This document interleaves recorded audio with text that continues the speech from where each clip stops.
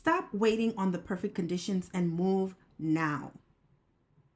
Stop waiting on the perfect conditions and move now. So God called you, you answered the call. He's given you the idea, that idea resonated with you. You've prayed about it. You've gotten confirmation from the Lord about it. You stopped asking for validation about it, yet you're sitting on it. Too many of us, when we answer the call, we delay the process even further. By what?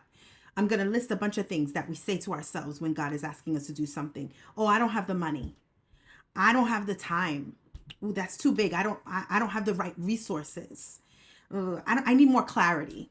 Let me go back and fast about that thing. What does that sound like to you? What does that sound like to you? Because even though each of those things that I listed may be true, they're excuses. When God called you to this purpose, did he say, but don't move until I give you the money? Did he say, wait, I'm going to send people your way before you can get this thing done? Or did God give you a call? Did God give you an idea and he's asking you to execute it? He is waiting on you. He's waiting for you to take the first step. When you move, God moves. Are you going to be obedient without knowing the plan, without knowing the how? Or are you going to stay stagnant until everything lines up? As you make progress, as you start to move, God will start to open the doors in the direction in which you're supposed to go. That's how it is.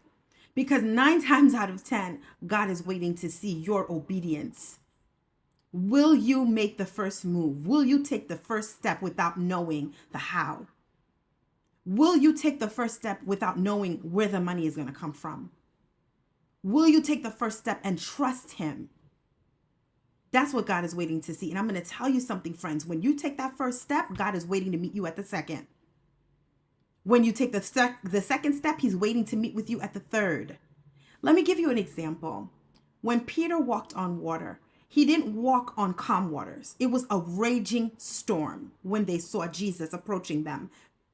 From the boat, they saw Jesus approaching them. Jesus was walking on water. Peter said, Lord, if you bid me to come, I can come. Peter had full belief that he could walk on water because why? He trusted Jesus. Did Peter wait for the storms to calm down before walking on the water? Or did he just get out of the boat, trust God with the first step? And then the second step, and then the third step. And then before you know it, Peter was walking on raging storm waters. And what happened? What was the only reason why he started to sink? When he took his eye off the prize, when he stopped believing that Jesus got him. That's what happened. And so when God calls us to do something of great importance, big or small, we can delay the process by waiting for the perfect conditions to start. Just start now. Do the first thing that God told you to do. Don't worry about how this is going to happen. What do I need to do to make this work? Just start now. And then trust God for the rest. I really hope that this helps push some of you, because in 2025, we want to make sure we are being obedient.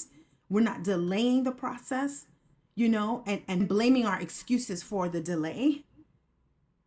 We want to do what God has called us to do. And so what are some of the steps that you can take now? If you know of the first step that you can do based on what God has called you to do, write it in the comments. What is the first thing you can do right now to get moving on what God has called you to do? I am so excited for you guys. I am excited about what God is doing through you and in you, and I can't wait for it to come to pass. If this resonated with you, please don't forget to comment that this moved you, that you needed this word. I can't wait to hear from each of you. And if you liked this content, like, subscribe, and share this message. Perhaps somebody you know could really use it to get themselves over that hump. We can do this, guys. Until next time you've joined me, my name is Tamara. This is House of Tamara, and I look forward to seeing you guys again soon. Take care. Get moving. Bye.